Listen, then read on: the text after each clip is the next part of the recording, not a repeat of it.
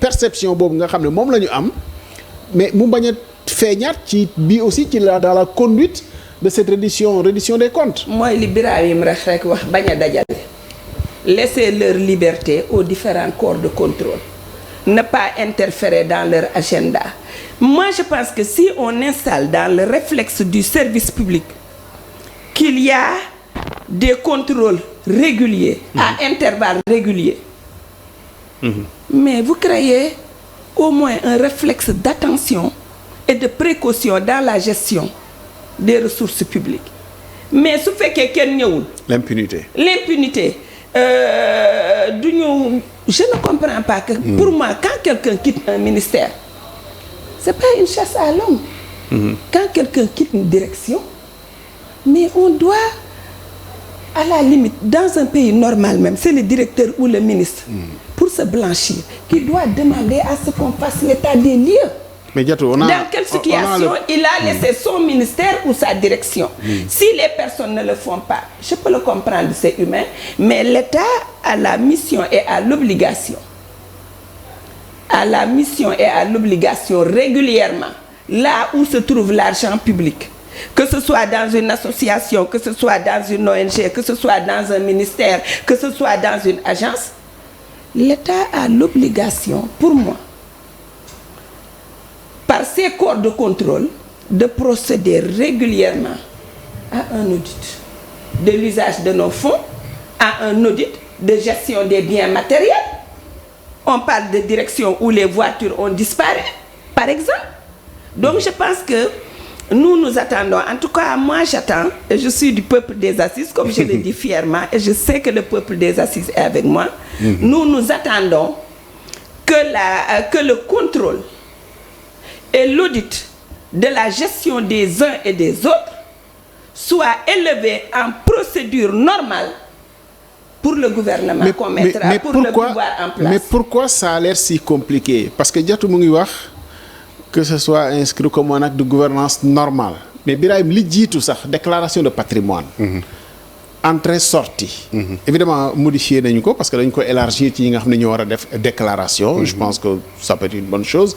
Mais déclaration ñi nga xam ne sax ñoo fi nekkoon c'est-à-dire am na ñoo xam ne defuñu sax déclaration d'entrée waxuma la di def sax déclaration de sortie. Pourquoi c'est si difficile de faire appliquer la loi? Tout dépend ci nit ki nga xam ne moom moo jiite. leadership bi bu leadership bi amee fulla parce que mënuma laa nommer ma bëgg gouvernance bi sobre mu bëgg gouvernance vertueuse. loi teg la na da nga war a def déclaration de patrimoine nga bañ ba pare ma bàyyi la fa. donc loolu yablu sa bopp la yablu sénégalais yi donc tout dépend du leadership. am na sànq yaa ngi koy wax déclaration de patrimoine d'ailleurs bi nga xam ne le président Diomaye Faye def na déclaration de patrimoine en tant que candidat. ñun dañ ko féliciter. parce que dafa nekk loo xam ne il n'était pas obligé de le faire. loi tegu ko constitution tegu ko mu jóg également def déclaration de patrimoine. On n'a pas commenté sur le contenu. Mais le principe déjà mu def ko rek c'est une très bonne chose et c'est pourquoi on l'avait félicité là-dessus. Bien vrai que sur le contenu on pouvait dire des choses. Mais comme yàlla def na moom moo nekk le président de la République actuellement le dernier alinéa de l'article 37 de la Constitution. dafa ne le nouveau président de la République le président nouvellement élu. dafa war a def déclaration de patrimoine écrite. jébbal ko conseil constitutionnel. conseil constitutionnel daal di koy rendre public. moo tax ñun dañ ci profité en tant que forum civil. di ko rappeler également ces dispositions naam ki nga xam ne def na déclaration te loi sant ko bu ko loi santé day gën a yomb ci moom. et là damay attirer également attention sénégalais yi parce que déclaration bi mu def ci en tant que candidat mën na uute. ak déclaration bi muy def au niveau du conseil constitutionnel parce que am na foo xam ne dafa ne woon sax je pense kër yu nekk Mermoz la c'était la maison amul de 200 temps mètres carrés de pour Mermoz. évaluer ko donc avec le conseil constitutionnel il va forcément l'évaluer donc dina am une différence entre ces deux déclarations mais li am solo mooy en tant que président public mu def une déclaration te di ko ñaan également au cours du mandat xaw ma kañ la xaw ma dans un mois dans 6 mois dans 1 an dans 2 ans 3 ans ñu def également benn réforme boo xam ne ci biir constitution bi que le président sortant également war a def déclaration de patrimoine parce que ci constitution on parle de président élu nouvellement élu kon le président nouvellement élu ak le président élu à nouveau. par exemple fekkente ne supposons tey le président Diomaye Faye dem am deuxième mandat. buñ ko élire waatee. dafa la renouveler ce qu'on appelle le renouvellement de son patrimoine. Donc réforme boobu noonu. Comme ce qui s'est passé en 2019 avec Macky Sall. Avec le président Macky Sall. Exactement donc xam nga renouveler wu ko. bi muy génn dem également dafa dem rek. il n'a pas renouvelé donc li ñu xam mooy bi muy dugg. donc bi mu fi nekkee xamuñ ndax patrimoine bi changé na bi mu demee xamuñ ne patrimoine bi changé na donc foofu également constitution bi dafa laaj également réforme. di ko wax également ne ko effectivement démb d'ailleurs le 2 avril. ci la loi sur la déclaration du patrimoine am 10 ans. Parce que 2 avril 2014 lañ ko mettre en place. Le 2 avril démb 10 ans mu am 10 ans waaye damay fàttali ne loi bi dañ ko modifié. le 9 février. 2024 bi passé. ñu dugal ci naam ñun bi ñu ci liggéey ak waa groupe de travail bi nga xam ne moom la OFNAC mettre en place. sous l'ère également Seynabou Ndiaye Diakhaté. bi ñu ci liggéey. am na ay autorités yoo xam ne dugaloon nañ leen ci. waaye bi mu demee assemblée nationale am na ñu ci génnee par exemple waa bureau assemblée nationale dañ ci génne seen bopp. bàyyi questeurs yi waaye di wax nañ ne encore une fois. quel que soit alpha l'assiette ou bien dañ ko élargir. ba nga xam ne tey jii nii ma joxe exemple bu di li yàlla def sax d'ailleurs.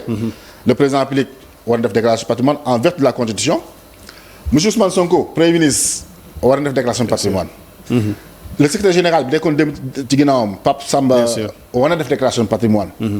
Le directeur de cabinet monsieur Mary Teuw Niane war na def déclaration de patrimoine. loi moo ko wax de du man.